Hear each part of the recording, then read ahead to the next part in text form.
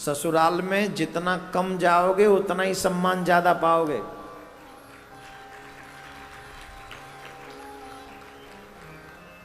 कई लोग तो इतने शौकीन होते हैं ससुराल के कि आए दिन ससुराल में ही पड़े रहते हैं। एक व्यक्ति, अच्छा ससुराल में आओ भगत बहुत होती है, बड़ी 3-3 प्रकार की 4-4 प्रकार की सब्जी, फिर हलवा, फिर पूड़ी, और महाराज खीर और कचौड़ी, और महाराज रसमलाई, और ढोकला, और थापड़ा, और फाफड़ा, न जाने क्या क्या खाना पड़ता है। और वो अच्छा, कई लोग ससुराल के शौकीन होते हैं। गांव का एक आदमी हर तीसरे दिन ससुराल पहुंच जाए, हर तीसरे दिन ससुराल पहुंच जाए। घर में 2 पैसे की वैल्यू नहीं थी, ससुराल में जीजाजी आ गए, साली अलग कहें, साला अलग कहे, जीजाजी आ गए, और फिर सासू माँ, ओह मेरे लाला जी आए, जमाई राजा आओ, बड़े खुश और बड़ी आओ भगत हो। महाराज चाय मिले तो खाट पे, भोजन मिले तो खाट पे, और खाट पे बढ़ गए ठाटवा के, चादर अलग बिछे, महाराज तकिया अलग, सब बिछा बिछाया मिले, बड़ा खुश हो। रोज तीसरे दिन पहुंच जाए वहाँ। 1 महीना चला, 2 महीना चला, 3 महीना चला, 4 महीना में श्रद्धा पूरी सबकी। अब वो 5वें महीने में फिर पहुंच गया। अब सासू माँ बोली है तो रोज रोज का काम हो गया, झट वो मूर्छित होके गिर पड़ी। सासू माँ जमाई को देख के मूर्छित होके गिर पड़ी। साले साहब बोले, अरे अरे माता जी क्या हुआ, माता जी क्या हुआ? अरे बोले, हाँ माता जी को मुझे बताया माता जी की तबीयत खराब है, तभी तो मैं माता जी को देखने आया हूं। बोला सासू माँ मन ही मन में बोली, तबीयत तो तुम्हें देख के खराब हुई, तुम्हें बताया किसने? लेकिन एक और रिवाज है गांव में, जमाई से पूछ लेते, आज आप क्या खाएंगे, आपकी पसंद का बना दें। तो सासू माँ ने पूछा, लाला आप बताओ क्या खाओगे, आप जो कहो सो बना दें। जमाई को भी थोड़ी दया आ गई, हर तीसरे दिन आते, ठीक नहीं अपनी पसंद क्या बताएं। बोले माता जी जो आप बनाओ सो, जो आप बनाओगी सो खा लेंगे। तो वो सासू माँ को मौका मिल गया, बोले आज ऐसा बनाएंगे कि आज के बाद ये झांके ना यार। बोले मेरी तबीयत खराब है, सभी बच्चे कह रहे हैं खिचड़ी बना लो। जमाई बोला ससुराल में खिचड़ी, पर अब तो प्राण जाए पर वचन न जाए, कह दिया जो आप बनाओ।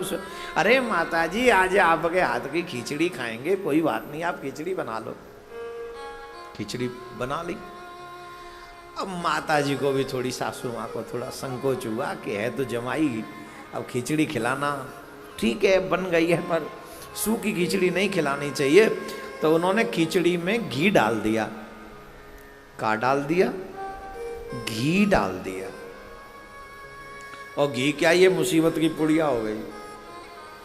अच्छा, जिस समय ये जीजाजी भोजन करने बैठे उसी समय साले साहब भी आ गए। अच्छा, आज का युग कलयुग का है?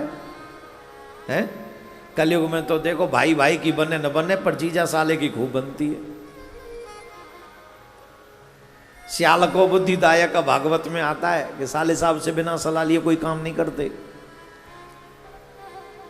तो साले साहब आ गए, जीजा जी आज, हाँ आज आ जा, एक ही में खाएंगे, एक ही में खाएंगे। बैठे थे चूल्हे के पास, प्लेट थी एक, उसमें थी खिचड़ी, और खिचड़ी में पड़ा हुआ था घी। और घी की समस्या ये थी, जिधर था जमाई उधर था घी, और जिधर था बेटा उधर घी नहीं था। और ये देख देख के वो मम्मी का दिल जो है बैठा जा रहा था, मेरा बेटा सूखी खिचड़ी खाएगा, जमाई घी वाली खिचड़ी खाएगा। अब वो दिल बैठा ही जा रहा था। अब माताजी सोच रही थी कोई ऐसी युक्ति निकले जिस युक्ति से उधर का घी इधर शिफ्ट हो। अब युक्ति तो समझ में नहीं आई। अचानक से उन्होंने अपनी कला का प्रदर्शन किया और कहने लगी, देखो जमाई राजा, तुमसे तो हमें कोई शिकायत नहीं है, अब की बार अगर बेटी आ गई, तुम्हारी मम्मी हमारी बेटी को चैन से जीने नहीं दे रही है, सूख के कांटा हो गई है, कांटा। जब से तुम्हारे यहाँ के हमारे यहाँ थी तो कैसी एकदम हष्ट पुष्ट, ऐसे समझो जैसे महाराज बरगद को पेड़। अच्छा, बरगद को? बोले हाँ, मैं नहीं कह रहा हूँ, सासू माँ कह रही थी, मतलब उनकी माँ कह रही थी, एकदम हष्ट पुष्ट बढ़िया। बोले अब? बोले अब ऐसी होगी सूख के कांटा। हमको बड़ा कष्ट, हमने कितना दिया, कितना सब ठीक हुआ, और तुम्हारी माँ हमारी बेटी से लड़ती रहती है। सुनो, हम बताए देती हैं, करके बताऊंगी। कैसे? तो उन्होंने अपनी उंगली खिचड़ी की प्लेट में गाड़ी। किसने? सासू माँ ने, खिचड़ी की प्लेट में। और कहने लगी मैं तब तक अपनी बेटी को अब तुम्हारे यहां नहीं भेजूंगी जब तक तुम अपनी मां से लाइन खींच दी, उंगली खींच दी। और जब उंगली खींची तो क्या हुआ? उधर का घी इधर आ गया। और तब तक नहीं भेजूंगी जब तक तुम अपनी मां से अलग नहीं हो जाते।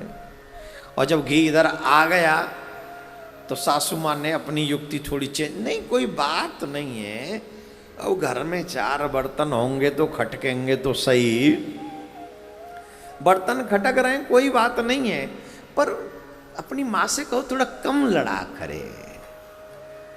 अच्छा, जमाई का ध्यान नहीं था बातों में। जमाई तो देख रहे थे घी गया, सिर्फ उनकी नजर थी घी पे, बोले ये घी गया। जमाई बोले अरे एक तो खाई खिचड़ी और वो भी गया घी। अब तो समझ गए, जमाई भी जमाई थे, पहुंचे हुए थे, कलयुग के जमाई थे। उनको लगा अच्छा ये बात है।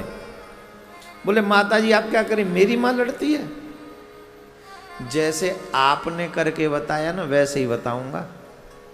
उसने भी गाड़ दी खिचड़ी में उंगली, और उधने वो जमाई ने गाड़ी साले की तरफ, सासू माँ ने गाड़ी थी जमाई की तरफ, और जमाई ने गाड़ दी साले की तरफ। बोले जैसे आपने बताया ना, आपको यही भाषा समझ में आती होगी, ऐसे ही बताऊंगा इशारे से।